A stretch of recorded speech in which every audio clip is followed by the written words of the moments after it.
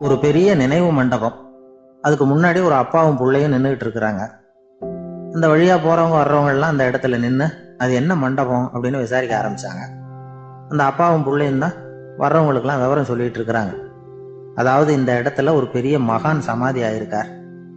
அவர் சமாதியான இடத்துல இந்த நினைவு மண்டபத்தை கட்டியிருக்கிறோம் அப்படின்னாங்க.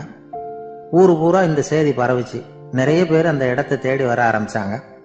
இங்க வந்து கொஞ்ச நேரம் உட்காந்துட்டு போனா மனசுக்கு ஒரு நிம்மதி கிடைக்குது அப்படின்னாங்க. அங்க இருந்த உண்டியல்ல நிறைய காசு போட்டுட்டு போறாங்க. பணம் கிடுகிடுன்னு நிறைய சேர ஆரம்பிச்சுட்டுது. பணம் நிறைய சேர்ந்த உடனே அந்த அப்பாவுக்கும் பிள்ளைக்கும் தகராறு வந்துட்டுது. பணம் சேர்ந்தாலே சொத்து தகராறு வரத்தானே செய்யும். அது மாதிரி வந்துட்டுது. பையன் அடிக்கடி நிறைய பணம் கேட்க ஆரம்பிச்சான். அப்பா பார்த்தார், யோசனை பண்ணார், ஒரு முடிவுக்கு வந்தார். ஒரு நாள் பையனை கூப்பிட்டார். இதை பாருப்பா, நமக்குள்ள தகராறு வேணாம். அப்பாவும் பிள்ளையும் இப்படி சண்டை போட்டுக்கிட்டா பாக்குறவங்க தப்பா நினைப்பாங்க. அதனால நமக்குள்ள சமரசமா இதை தீர்த்துக்குவோம், என்ன சொல்ற அப்படின்னார் அப்பா. சரி நான் பையன். உடனே அந்த அப்பா என்ன பண்ணார் தெரியுமா? மகன் கிட்ட கொஞ்சம் பணத்தை கொடுத்தார். தன்கிட்ட இருந்த ஒரு கழுதையையும் கொடுத்தார்.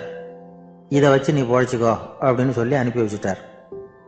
மகன் அந்த கழுதையை இழுத்துக்கிட்டு அடுத்த ஊருக்கு போனான். வழியிலேயே அந்த கழுதை செத்து போச்சு. உடனே என்ன பண்ணலாம்னு யோசனை பண்ணான். ஒரு ஐடியா வந்தது.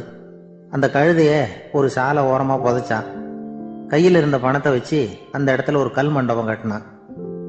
அந்த வழியா 2 பேர் வந்தாங்க. இது என்ன மண்டபம்னு விசாரிச்சாங்க. இந்த இடத்துல ஒரு பெரிய மகான் சமாதி ஆயிருக்கிறார் அப்படின்னா. இந்த செய்தி ஊர் பூரா பரவ ஆரம்பிச்சுட்டுது. நிறைய பேர் வந்து போக ஆரம்பிச்சாங்க.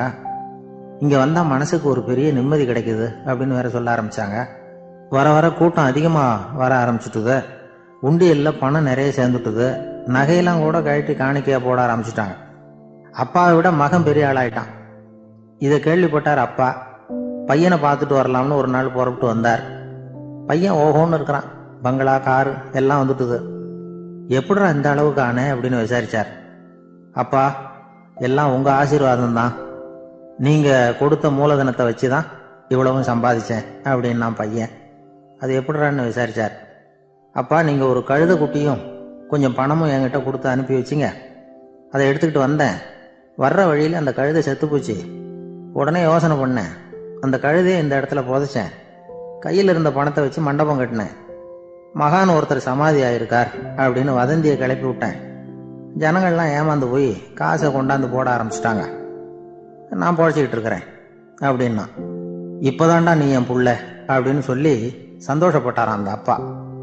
ஏன் அப்படி சொல்றீங்கன்னு கேட்டிருக்கான் பையன். கழுத குட்டியை புதைச்சி மண்டபம் கட்டி இருக்கிற நீ, ஏற்கனவே நம்ம ஊர்ல நாம கட்டி இருக்கிறோமே மண்டபம், அது இந்த கழுதையோட அம்மாவை புதைச்ச இடம். மகான் சமாதி ஆயிருக்காருன்னு நானும் சும்மா கப்சாதான் விட்டுக்கிட்டு இருக்கேன் அப்படின்னாராம் அப்பா.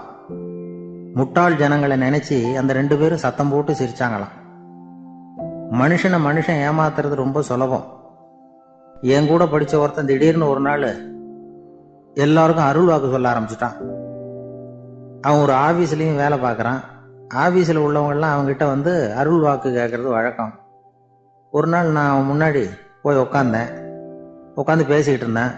அப்போ அதே ஆபீஸ்ல வேலை பார்க்குற ஒருத்தர் அவங்ககிட்ட வந்து, சுவாமி, என் மேஜையில வச்சிருந்த பேனா திடீர்னு காணாம போட்டுது, அது திரும்ப கிடைக்குமா எனக்கு அப்படின்னு கேட்டார். இவன் கண்ணை உருட்டி பார்த்துட்டு, அது உனக்கு கிடைக்காது, புதுசா வேற ஒன்று வாங்கிக்கப்போ அப்படின்னா. சரின்னு அவர் போயிட்டார். அவர் போனதுக்கு அப்புறம் நான் மெதுவா இவனை பார்த்து, அது எப்படிடா அது உனக்கு கிடைக்காதுன்னு அவ்வளவு உறுதியா அவர்கிட்ட சொன்னேன் அப்படின்னு கேட்டேன். இவன் மெதுவா என் காதுகிட்ட வந்து, அந்த பேனாவை கிளப்புனதே நான் தான் அப்படிங்கிறான்.